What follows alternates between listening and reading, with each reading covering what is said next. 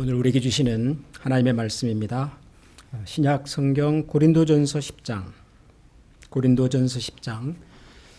23절, 24절 두 절 말씀인데요. 우리 같이 한번 다 같이 한 목소리로 이 말씀을 봉독하겠습니다. 고린도전서 10장 23, 4절을 다 같이 읽겠습니다. 모든 것이 가하나 모든 것이 유익한 것은 아니요 모든 것이 가하나 모든 것이 덕을 세우는 것은 아니니 누구든지 자기의 유익을 구하지 말고 남의 유익을 구하라. 아멘. 오늘은 굉장히 간단한 말씀 한 구절을 같이 읽었습니다. 구절 자체는 굉장히 단순하고 간단해 보이지만 그러나 이 말씀의 의미는 굉장히 깊고 또 중요한 말씀이라고 생각을 합니다. 여러분들이 즐겨 암송하는 성경 구절이 많겠습니다마는 그 암송 목록 중에 꼭 이 고린도전서 10장 23절과 4절이 있으면 좋겠습니다. 여러분들이 꼭 이 말씀을 자주 기억하고 또 묵상하고 한번 되새겨보는 그런 말씀이면 좋겠습니다. 그런 의미에서 한 번 더 읽어보겠습니다. 고린도전서 10장 23절 4절 다시 한번 읽어보겠습니다. 모든 것이 가하나 모든 것이 유익한 것은 아니요 모든 것이 가하나 모든 것이 덕을 세우는 것은 아니니 누구든지 자기의 유익을 구하지 말고 남의 유익을 구하라. 아멘. 고린도 교회에 보내는 편지가 고린도서다 그런 말씀을 드리면서 고린도 교회라고 하는 교회가 상당히 문제가 많은 교회였다 그런 말씀을 제가 드렸습니다. 기억하시죠? 고린도 교회가 고린도라고 하는 도시에 있는 굉장히 화려하고 크고 유명한 교회였지만 사람들도 굉장히 많이 모이는 요즘식으로 표현하면은 부흥하는 교회였지만 대도시에서 부상하고 있었던 그런 교회였지만 내부적으로는 교회 안에 문제가 많았다. 이게 보통으로 문제가 많은 게 아니라 우리가 신앙생활하면서 어떤 교회 어떤 어려움과 문제에 관한 얘기를 들을 때마다 교회에 이런 일이 있나? 그런 생각을 할 때가 있지 않습니까? 가끔. 근데 그런 문제들이 어지간하면 전부 다 이 고린도 교회에 있었어요. 그러니까 마치 교회 문제의 백화점 같은 교회가 이 고린도 교회였습니다. 사도 바울이 전도해서 세우긴 했지만 사도 바울이 떠나고 난 다음에 교회가 더 복잡하고 아주 여러 가지 문제들 때문에 어려움을 겪고 있다는 소식을 듣고 쓴 편지가 고린도 전서 후서거든요. 그런데 사도 바울이 이제 그런 문제들, 교회에서 생겼던 여러 가지 갈등들, 이슈들 이런 데 대해서 하나하나 나름대로 성경적인 지침을 주었습니다. 교인들에게 다툴 때는 너희들이 세상 법정에 가기 전에 먼저 이렇게 하는 것이 좋지 않겠냐. 또 교회 안에 이렇게 성 문제, 성 도덕이 참 문란하고 그래서 가정에 문제가 생기고 뭐 이혼을 하니 안 하니 뭐 이런 사람들의 얘기를 듣고서는 그리스도 안에서의 가정이라고 하는 것은 하나님은 원래 가정을 이런 목적으로 세웠는데 우리가 이렇게 경건하고 좋은 가정을 세워가면 좋지 않겠냐. 뭐 여러 가지 이슈들에 대해서 나름대로 사도 바울이 좋은 신앙적인 지침을 다 얘기를 해줍니다. 그런데 여러분 문제라고 하는 것이 끝이 없잖아요. 여러분 그렇지 않습니까? 고린도 교회가 지금 성경에 기록되어 있는 이런 문제만 가지고 있지는 않았겠죠. 이것 말고도 아마 여러 가지 문제들이 있었겠으나 대표적인 문제들에 대해서 사도 바울이 지금 나름대로의 지침을 디렉션을 주고 있는 건데 여러분 이 문제가 다 해결이 되면 다른 문제가 없을까요? 아니죠. 또 다른 문제가 있겠죠. 그래서 사도 바울이 이런 개별적인 문제들, 개별적인 사안들에 대해서도 나름대로 신앙의 지침을 줄 뿐만 아니라 좀 더 근본적이고 어떤 의미에서 우리가 신앙생활을 함에 있어서 가장 기본적으로 가져야 하는 교회에서 신앙생활을 함께하면서 만날 수 있는, 부딪힐 수 있는 여러 가지 문제들에 대한 좀은 더 근원적인 지침을 좀 줘야 되겠다. 그런 생각을 가지고서 쓰신 말씀이 바로 이 고린도전서 10장에 나오는 23절, 24절 말씀입니다. 모든 것이 가하나 모든 것이 유익한 것은 아니요. 모든 것이 가하나 모든 것이 덕을 세우는 것은 아니다. 그러니까 비록 성경에 기록되어 있는 이런 문제들이 아니라 할지라도 사실 우리가 지금 살고 있는 이 2022년의 입장에서 본다면 고린도 교회에 있었던 그 당시 문제가 지금 우리가 가지고 있는 문제와 똑같지는 않죠.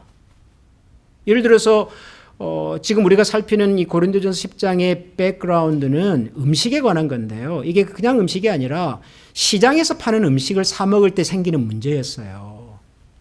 그게 왜 문제가 됐냐 그러면은 고린도라고 하는 도시가 그 당시에 로마 제국에서도 어마어마하게 큰 도시였고 그 도시에는 굉장히 유명한 신전이 있었는데 비너스 신전, 아프로디테 신전이 있었거든요.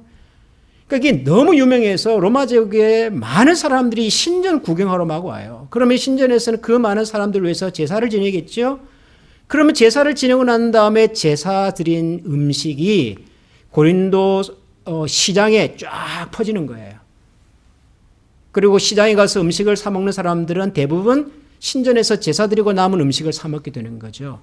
그러니 당연히 제사 드린 음식을 사 먹게 되는 경우들이 많아지게 되는데 이 성도들끼리 이제 이게 문제가 된 거예요. 이해가 되시죠? 어떤 사람들은 야, 우리가 그래도 하나님을 믿는 사람인데 아니 우상을 섬기는 제우스 신을 아프로디테 신을 섬기는 그런 제사 지낸 음식을 먹어서 되겠냐. 우리가 하나님을 믿는 사람인데 그런 사람이 있는가 하면 아니 그건 음식 아니냐 음식. 우리가 제사를 지내는 것도 아니고 우리가 우상에 절을 하는 것도 아니고 그건 그냥 음식일 뿐인데 그럼 세상에 우리가 이 음식이 깨끗한지 아닌지 우리가 어떻게 다 알고 먹냐. 음식은 음식으로 먹자. 또 그런 사람들도 생기고. 이게 음식 문제예요, 음식 문제. 근데 이게 지금 우리한테는 없잖아요. 우리가 자이언트 이글에 가서 음식을 사는데 거기 제사 지낸 음식이 있는 건 아니잖아요. 그러니까 우리하고는 안 맞는 이야기들이죠. 그러나 우리가 가지고 있는 문제도 있어요. 고린도서에는 없지만 2022년 미국에 살고 있는 우리가 가지고 있는 가끔 신앙적으로 좀 고민하게 만들고 생각하게 만드는 그런 이슈들이 있잖아요, 우리도. 지금 미국 사회를 가장 크게 지금 이렇게 갈등하게 만드는 이슈 중에 하나가 낙태 문제죠, 낙태. 대법원에서 오래전에 있었던 결정을 다시 바꾸면서 지금 이것이 맞냐 틀리냐 지금 아마 11월 달 선거에서 가장 큰 이슈라 그러잖아요. 우리도 가끔은 헷갈려요. 이게 도대체 맞는 얘기인지 안 맞는 얘기인지 어디까지 할 수 있고 어디서는 하지 말아야 되는 건지. 근데 그런 얘기가 고린도서는 없잖아요. 그럼 우리는 어떻게 해야 돼요? 이런 문제가 있을 때. 그러니까 사도 바울이 고린도서를 쓰면서 고린도 교회가 가지고 있는 모든 문제들에 대한 대답을 줄 수는 없었어요. 그럼에도 불구하고 그리스도인들이 함께 신앙생활을 해가면서 여러 종류의 상황과 어려운 문제를 만날 때 적어도 이것만큼은 기억하면 좋겠다. 다른 것은 놓치더라도 이것만큼은 항상 기억하고 이런 원리로 이런 기준으로 살아가면 좋겠다라고 생각한 지침이에요. 이 말씀이. 그래서 중요한 거죠. 그래서 제가 여러분들이 즐겨 암송하고 기억하는 성경 구절 중에 이 고린도전서 10장 23절과 4절이 있으면 좋겠다. 제가 그런 말씀을 드린 이유도 거기 있죠. 여러분들이 앞으로 신앙생활에 가면서 내가 이때까지 한 번도 들어보지 못했고 경험해 보지 못했던 그런 상황을 만났을 때 도대체 이런 상황에서 내가 어떻게 해야 될까? 그런 고민이 생겼을 때 한 번쯤 이 말씀을 들여다보면 좋겠다. 그럼 이 말씀이 말하고 싶은 것이 뭘까요? 다시 23절을 보면 모든 것이 가하다라고 말하는 것은 허락이 된다 그런 말이겠죠. 그럴 수 있다. Everything is permissible. 그럴 수 있다 라고 얘기를 했어요. 말씀드렸던 것처럼 이게 지금 시장에서 음식 문제라 그랬죠. 제사 지낸 음식을 지금 이게 먹어야 되냐 말아야 되냐 이런 상황에서 지금 하는 얘기라 그랬죠. 거기에 대해 사도 바울이 뭐라 그래요? Everything is permissible. 그럴 수도 있다. 그럴 수도 있다. 무슨 말이에요? 먹을 수도 있고 혹은 나는 이게 좀 그래. 나는 안 먹는 게 좋겠어 라고 생각하면 안 먹어도 되고 그렇다는 거예요 이게. 저도 어렸을 적에 시골에서 살 때 제사를 지냈거든요. 명절이 되면 차례를 지내잖아요. 그러면 우리 풍습은 제사를 지내려면 제사 지낸 음식을 옆집하고 나누어요. 그죠? 옆집에 좀 갖다 줘라 그러면 제가 심부름하러 갔다 와요. 제가 뭘 했어요? 우상의 재물을 가지고 제가 지금 옆에 갔다 온 거예요. 대부분의 사람들은 그것을 고맙게 생각하고 맛있게 먹습니다. 우리 문화에서는 제사 지낸 음식을 나누어 먹는 것을 음복이라고 그래요. 음복. 음복이 뭐예요? 복을 먹는 거예요. 그러니까 조상님이 오셔서 이 음식에 복을 잔뜩 내려주고 가셨으니까 그 복을 우리만 먹을 것이 아니라 우리 이웃하고도 나누는 거죠. 그게 음복이거든요. 음복. 좋은 거죠, 그거는. 근데 하필은 옆집이 어느 교회 장로님 댁이에요. 그래서 제사 지내고 정성스럽게 떡이랑 뭐 이렇게 갖고 왔는데 표정이 보니까 이게 지금 뭘 좀 벌레 씹은 표정인 거죠. 이게 지금 받으려고 하는 건지 안 받으려고 하는 건지. 그래서 뭐 예의상 받기는 받았는데 또 먹자니 그렇고 안 먹자니 그렇고 애매하게 집에 남아 있어서 이제 상해서 버리잖아요, 나중에. 어떻게 해야 되죠? 제사 지낸 음식. 실제로 제가 중학생, 고등학생 시절에는요, 교회에서 이런 문제 가지고 고민하는 친구들이 많았습니다. 왜냐하면 제 친구들이 대부분 예수 안 믿는 집에서 나왔거든요. 다 제사 지내잖아요. 그럼 아버지, 어머니 제사 지낼 때 제사 지내고 밥상에 뭐가 올라와요? 제사 지낸 음식 올라오잖아요. 전도 올라오고 나물도 올라오고 조개도 올라오고 제가 좋아하는 탕국도 나오고 전 탕국을 너무 좋아하는데 그 제사상에 올라가는 거거든요. 먹어야 돼요? 말아야 돼요? 이 착하고 순수한 이 중학생, 고등학생들이 이것 때문에 고민하는 거예요. 뭐라고 말해야 되는 거예요? 이럴 때. 사도 바울은 everything is permissible.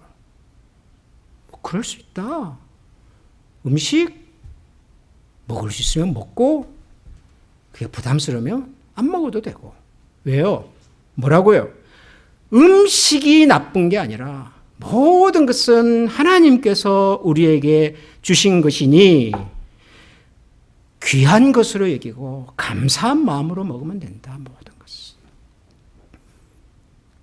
정말 나쁜 것은 우리 입으로 들어가는 것이 아니라 우리 입에서 나오는 거다. 우리 속에서 나오는 말, 생각, 행동, 사람에 대한 비난과 증오와 저주와 이런 거야말로 나쁜 것이지 우리 입으로 들어가는 것 자체가 뭐 나쁘다 그렇거든 아니다. 그러니까 제사 음식 괜찮다고 생각하면 드세요. 맛있게 드세요. 괜찮아요. 그 속에 무슨 귀신이 붙어 있어요. 뭐가 있어요. 그러나 나는 예수 믿는 사람으로서 이건 좀 부담스럽다. 그러면 안 먹어도 돼요. Everything is permissible. 그럴 수 있다. 자, 그런데 그 한 가지를 더 붙이죠. 사도 바울이 뭐예요? 모든 것이 가나 모든 것이 유익한 것은 아니다. Everything is permissible, but it's not beneficial. 그 사람에게 도움이 되는 것은 아니다. 모든 것이 가나 덕을 세우는 것도 아니다. 덕을 세운다는 말은 그 사람에게 도움이 된다 그런 말이에요. 가능은 한데 할 수는 있고 뭐 한다고 해서 크게 문제가 될 것도 아니에요. 특별히 그게 죄지는 일이 아니라면.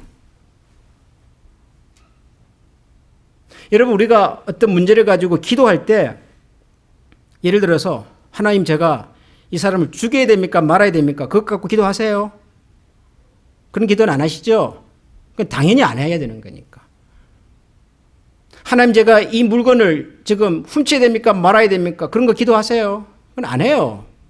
당연히 안 하는 거니까요. 그러니까 십계명에 있는 것처럼 성경이 명확하게 해야 한다, 해서는 안 된다라고 말하는 것 가지고는 우리가 기도 잘 안 해요. 안 해도 돼요. 당연한 얘기니까 그거는. 뭘 갖고 기도하세요? 거기는 없는데, 성경에는 없는데. 그런데 고민이 되는 거예요, 이게. 잘 모르겠어요. 그럴 때 어떻게 하라고요? 그럴 수도 있어요. 뭐 할 수도 있고, 먹을 수도 있고, 뭐 안 해도 되고. 그런데 이 일이 그 사람에게 도움이 되냐? 유익한 일이냐? 그 사람을 세워주는 일이냐? 이건 고민을 하라는 거예요, 이거는. 이것을 사도 바울은 한 걸음 더 나아가서 이렇게 얘기합니다. 누구든지 자기의 유익을 구하지 말고 남의 유익을 구하라. 너 입장에서 너 생각을 가지고 네 주관을 가지고 그렇게 생각하지 말고 저 사람의 입장에서 저 사람의 관점에서 저 사람에게 정말 이것이 도움이 되는 일인가 도움이 되는 이야기인가를 생각하라는 거예요. 너 생각하지 말고 저 사람 먼저 생각하라는 거예요. 우리가 이야기를 할 때 그러잖아요. 내가 생각해서 하는 얘기인데 그러잖아요. 근데 생각해서 하는 얘기 중에 들을 만한 얘기가 별로 없어요. 나는 생각해서 하는 얘기지만 저 사람도 같은 생각을 하는지는 모르잖아요, 우리가. 근데 나는 생각한다고 하는 얘기가 그 사람에게는 정말 아픔이 되고 상처가 되고 씻지 못할 그런 상처가 되는 경우들이 많단 말이에요. 너의 유익을, 너 생각을, 너 입장을, 너의 관점에서 보지 말고 저 사람을 좀 생각해라, 저 사람의 영혼을 좀 생각해라.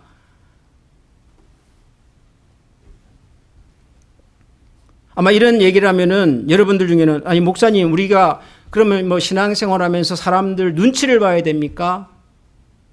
무슨 사람들을 의식하고 신앙생활해야 됩니까? 우리는 하나님 앞에서 하나님을 바라보고 신앙생활하는 사람인데요. 아마 그런 생각을 하시는 분들이 있을 것 같아요. 근데 여러분 사도 바울은 이 얘기를 어떻게 하는 줄 아십니까? 이 10장 33절에 보면은 같은 얘기를 반복하면서 이렇게 얘기합니다. 나와 같이 모든 일에 모든 사람을 기쁘게 하여 자신의 유익을 구하지 아니하고 많은 사람의 유익을 구하여 그들로 구원을 받게 하라.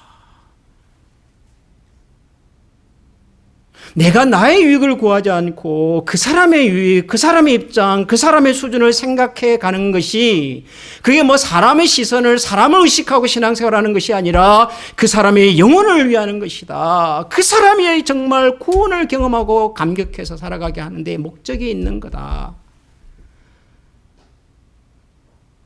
우리가 신앙생활하는 목적이 여러분 뭡니까?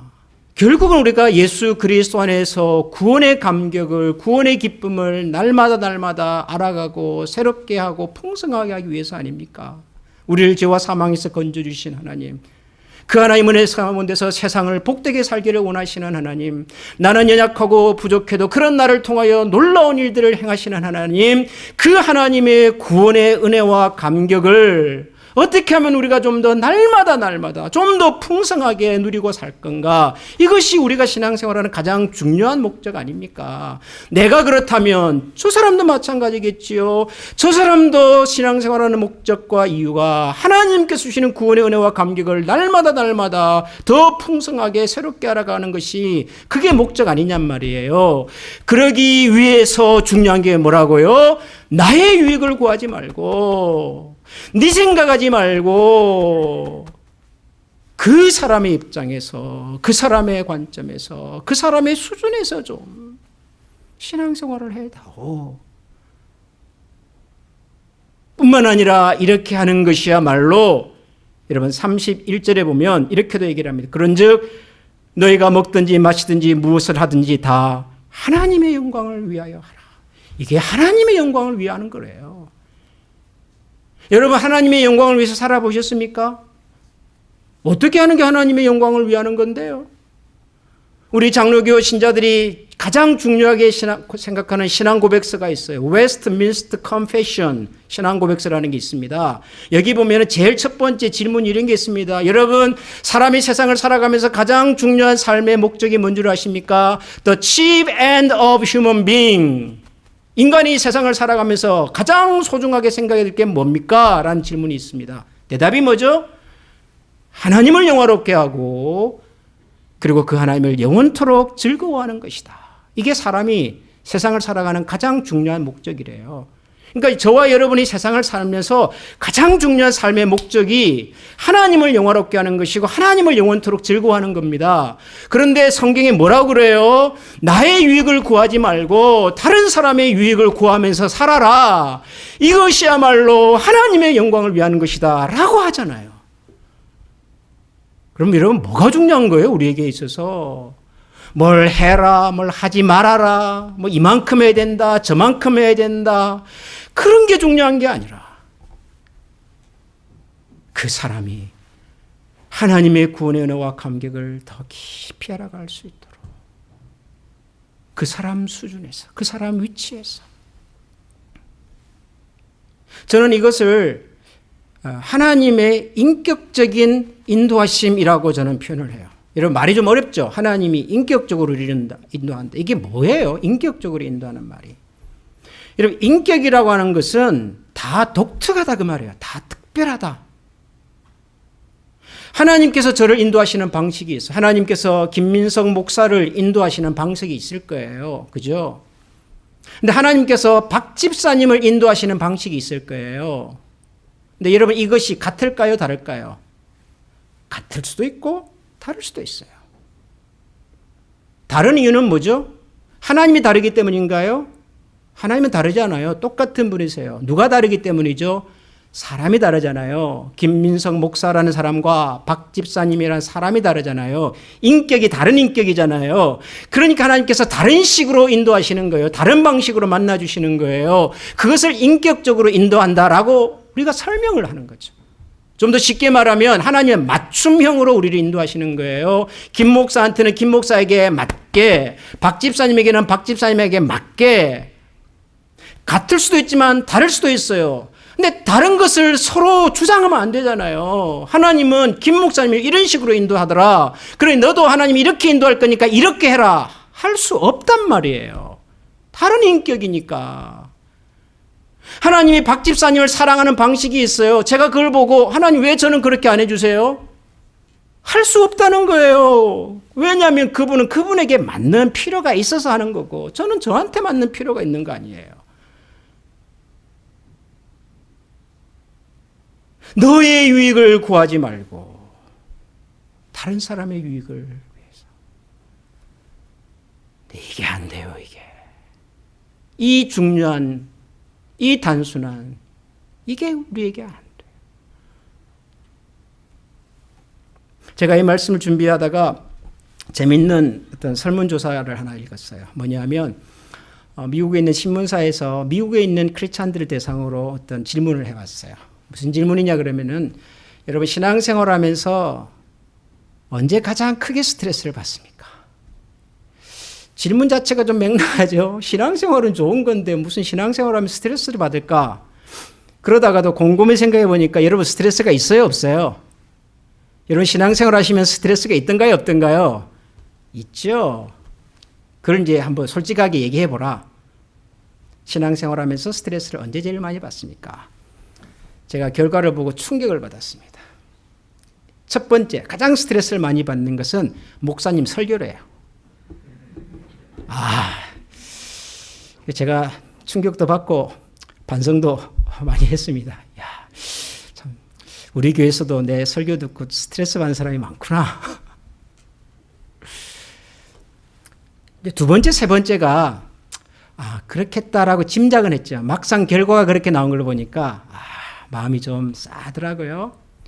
2등이 뭐냐 그러면은 스트레스를 신앙생활하면서 많이 받는 2등이 교우들이에요. 교회 성도님들. 세 번째는요, 구역 모임이래요. 우리 같은 목장이죠. 수긍이 다 가시죠? 마음이 좀 아프더라고요. 우리가 가장 많이 하는 얘기, 그리고 가장 중요하다고 하는 얘기들인데 하나님의 말씀을 듣고 성도들이 같이 교제하고 소그룹에서 서로 마음을 나누고 기도하고 이게 제일 중요하다고 그렇게 많이 얘기하는 건데, 그런데 실상은 신앙생활하면서 가장 스트레스를 많이 받는 것이 바로 이런 거더라. 그러다가 제가 스스로를 좀 위로를 해봤습니다. 아, 그럴 수도 있겠다. 그럴 수도 있겠다. 왜냐하면 여러분 세상을 살면서 이때까지 받았던 스트레스 중에서 가장 큰 스트레스는 누가 주던가요? 직장 상사가 주는 스트레스, 그것도 만만치 않죠. 오랫동안 함께 지냈던 친구로부터 받는 스트레스도 만만치 않아요. 사업을 같이 열심히 했는데 어느 날 갑자기 내 등에 비수를 꽂고 도망간 사업 파트너, 그것도 만만치 않아요. 그런데 우리에게 가장 큰 스트레스를 주었던 사람은 우리 가족이에요. 가족.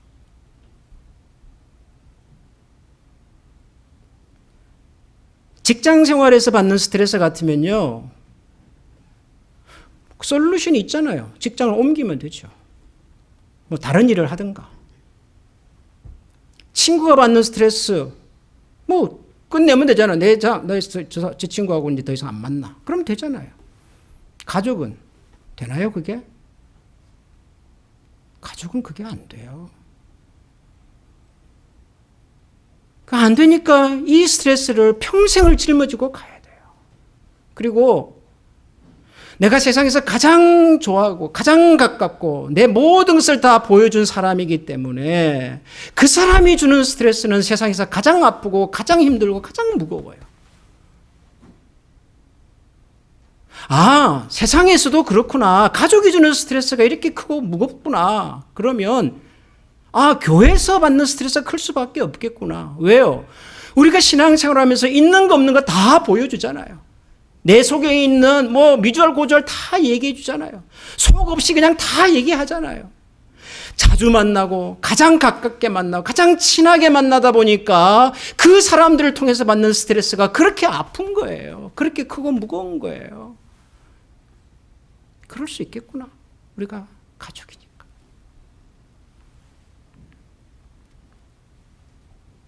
그래서 사도 바울이 우리에게 주는 권면입니다. 모든 것이 가다. 할 수 있다. 그럴 수 있다. 저 사람 그럴 수 있어.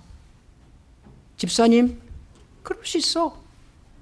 목사님이 목사님도 그럴 수 있지. 그럴 수 있어요. permissible. 그러나 그 일이 나의 생각이 나의 표현이 정말 유익한가, 그 사람에게 정말 그 사람에게 도움이 되는가, 그 사람이 하나님을 더 깊이 알아가는 일에 조금이라도 힘이 될 수 있을까? 이걸 생각하자는 거죠. 이것을. 가족 사이에서도 여러분 이 말씀의 원리를 기억하십시오. 남편과 아내 사이에서도 세상에서 가장 가까운 사람이지만 그래도 예의를 갖추셔야 하고요.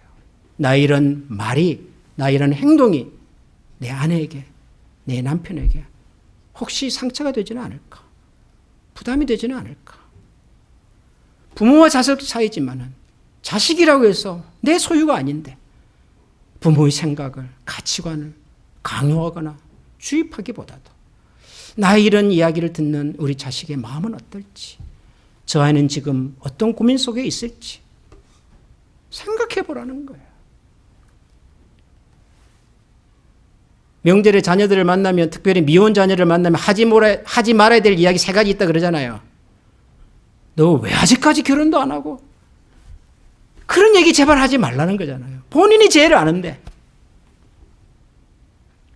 사랑하는 우리 한미 가족 여러분, 무릇 우리의 유익이 아니라 우리가 함께 살아가는 상대방의 유익을 위해서 한 번 더 생각해보고 정말 그 사람의 신앙에 도움이 되고 힘이 될 수 있는 얘기인지 행동인지 우리가 한 번 더 고민해보고, 그래서 내가 하나님의 구원의 은혜와 감격을 풍성하게 누리고 살아가기를 원하는 것만큼이나 저 사람이 하나님의 구원의 은혜와 감격을 풍성히 누리고 살아갈 수 있도록 나를 다스리고 나를 절제하고 나를 비워내서 하나님께서 기뻐하시는 그런 아름다운 공동체 같이 만들어가는 우리 모두가 될 수 있기를 소원합니다.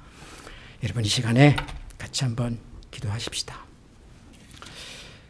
모든 것이 가하지만 할 수 있습니다. 여러분, 그거 좀 한다고 크게 문제될 건 아닐 것 같아요. 그러나 과연 이 일이, 이런 행동과 이런 말이 그 사람에게 유익이 될 수 있을까? 덕을 세울까? 도움이 될 수 있을까? 한 번 더 생각하고 고민하고 표현할 줄 아는 하나님의 사람들이 되게 하여 주시옵소서.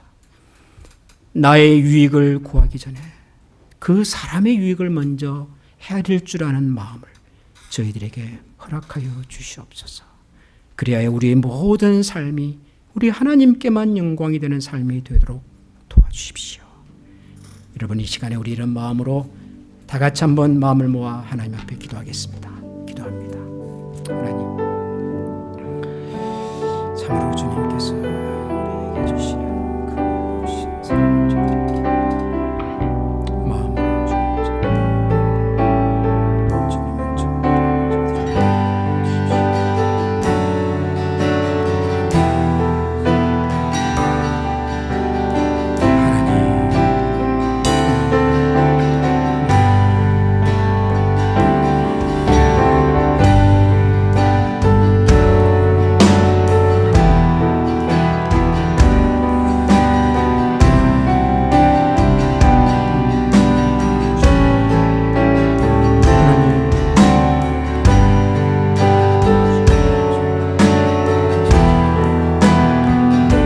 우리 이 시간에 다 같이 마음을 모아 찬양하겠습니다.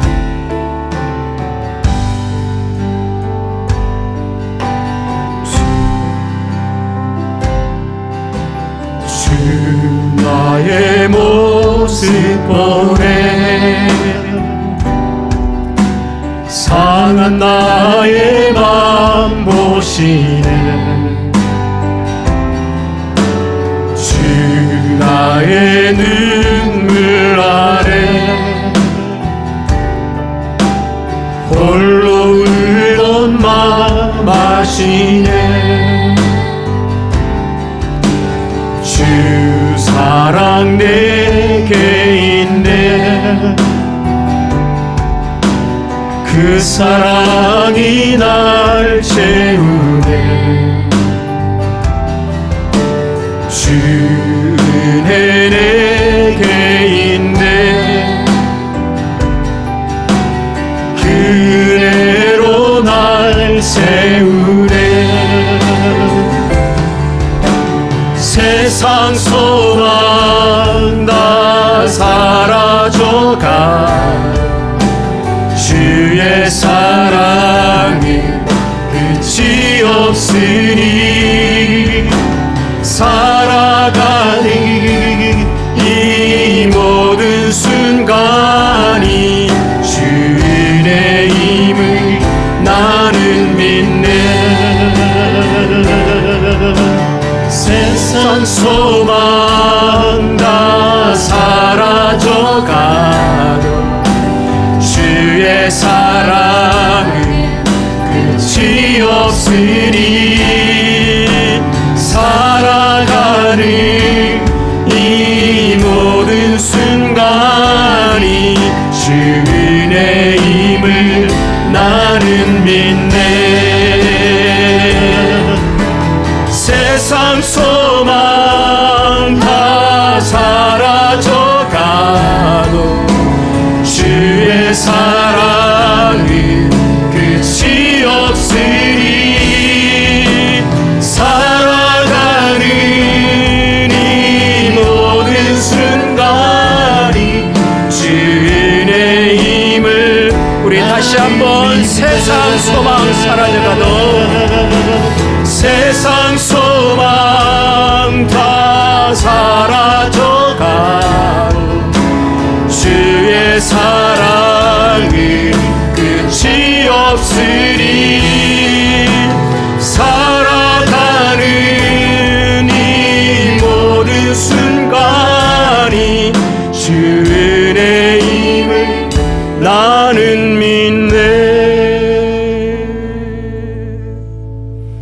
세상 살아가는 모든 순간이 주님의 은혜였고 사랑이었음을 기억합니다.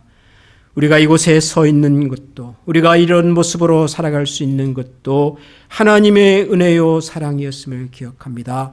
똑같은 은혜와 사랑으로 함께 불러주신 우리 믿음의 가족들, 우리 곁에 있는 사랑하는 가족들을 다시 한번 주님 앞에 올려드리며 정말 하나님의 은혜로만 세상을 끝까지 살아갈 수 있는 신실한 믿음의 사람들이 되어가도록 하나님 우리 각자의 마음을 지켜주시고 우리의 유익이 아니라 그 영혼의 유익을 위하여 힘써 살아가기를 원하는 모든 주의 백성들 머리 위에 우리 주 예수 그리스도의 은혜와 하나님의 사랑과 성령의 교통하시는 은혜가 지금부터 영원토록 함께 계시기를 축원하옵나이다. 아멘.